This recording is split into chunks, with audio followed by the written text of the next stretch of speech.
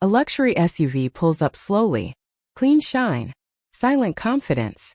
The kind of car that makes people glance twice without realizing it. Hamna steps out. Designer jacket. Crisp sneakers. Latest iPhone in hand. Everything calibrated to look effortless. From the outside, it's obvious. This is what success looks like. People don't question it. They confirm it. Internally. But assumptions are dangerous. Because what you don't see is the balance sheet behind Hamna's image. The $18,000 sitting on a credit card, quietly compounding stress. The savings account barely crossing $1,000. If that. And a lifestyle that resets every month to zero. Paycheck to paycheck. Wrapped in designer labels. And here's the uncomfortable truth. No one in that moment can tell the difference between wealth and the performance of wealth. Some people look rich because they spend money. Others become rich because they don't. That distinction is invisible in real life. Until it's too late. And what's even more surprising isn't how rare this is. It's how predictable the patterns are. Most people think wealth is loud. Cars, watches, designer labels, social media proof. But financial stress doesn't always look poor. Sometimes it looks expensive. And that's the trap. Because none of this depends on income level. Hamna could be a six-figure earner and still display every pattern. And still feel broke at the end of the month. Income creates lifestyle. Behavior creates wealth. This isn't about how much Hamna makes. It's about what her money is trained to do. So before anything else, here's a quiet test Hamna never tells anyone about. A personal scorecard. Not based on income, but behavior patterns most people never question. And it starts where Hamna feels safest. The appearance of stability. Sign 1. Income growth feels like financial progress. It begins with something that feels like success. A raise. A promotion. A new title on LinkedIn. $50,000 becomes $80,000. $80,000 becomes $120,000. On paper, Hamna's life is moving forward. But something subtle happens in between those jumps. Something almost no one notices. The lifestyle upgrades immediately. A slightly bigger apartment. Just to feel comfortable. A newer car. Because reliability matters. A vacation that suddenly feels well-deserved. And every time it feels justified. Logical even. But here's the invisible shift. The bank account doesn't grow at the same speed.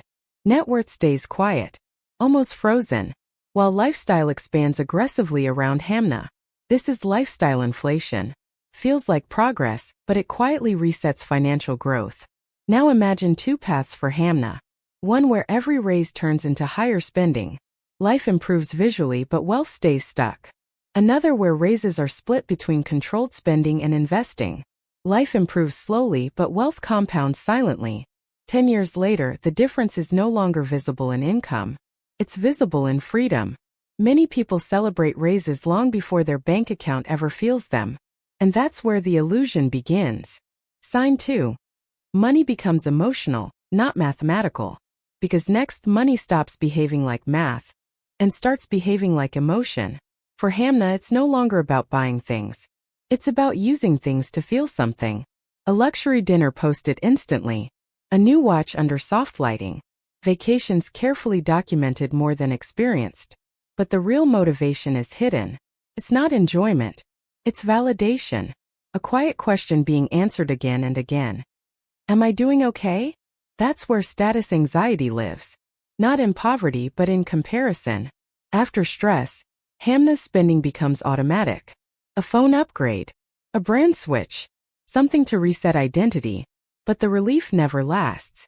Fades quickly. Stress returns. And the cycle repeats. Spend post, compare repeat. The purchase isn't solving insecurity. It's renting relief.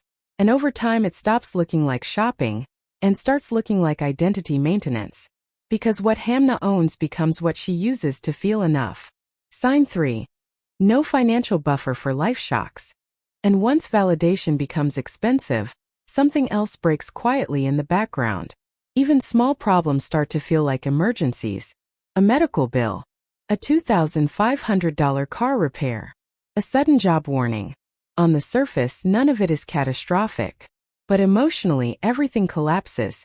Not because the expenses are huge, but because there is no buffer, no savings cushion, no margin for error. And now compare two versions of Hamna's life. One where lifestyle is high but reserves are zero. Every surprise feels like panic. Another where lifestyle is moderate but there is a 6-month emergency fund. Same problems. Completely different emotional experience. Wealth isn't what Hamna shows when things go right.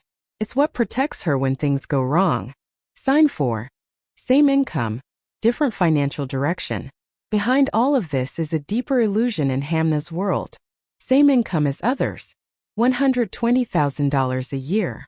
One version of Hamna builds lifestyle. Luxury lease upgrades visible success. The other builds assets. Index funds, retirement accounts, ownership. Same income. Completely different direction. High income can make Hamna look wealthy, but assets make her wealthy. And the question becomes simple. If Hamna's income stopped tomorrow, how long would her life continue unchanged? Because that answer reveals everything. Sign 5. Monthly commitments quietly steal freedom. Then come the quiet monthly decisions in Hamna's life. Car payments, phones, furniture, vacations. $900 a month doesn't feel dangerous. But over years it becomes a massive hidden trade. Because every payment is future income already spent.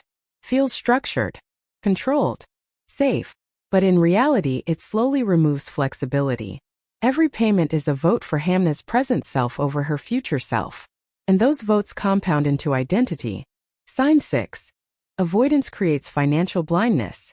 But sometimes the biggest problem isn't what Hamna spends. It's what she refuses to see. No checking balances. No opening statements. No facing numbers that feel uncomfortable. Because avoidance feels easier than awareness. But money doesn't stop moving because it is ignored. It keeps shaping life quietly in the background. And what Hamna avoids measuring eventually ends up controlling her. Denial doesn't pause consequences. It only delays them. Sign 7. Wealth is freedom, not appearance. Because every year Hamna's life looks better. Better car. Nicer home. More upgrades. But freedom doesn't grow at the same pace. She can't take risks. Can't leave jobs easily. Can't handle uncertainty without fear. Because every upgrade adds dependency. One path builds appearance. The other builds options. And years later the difference is not status. It is freedom. Because the richest version of Hamna is often the one with the most choices. And when she sees money through that lens, everything changes.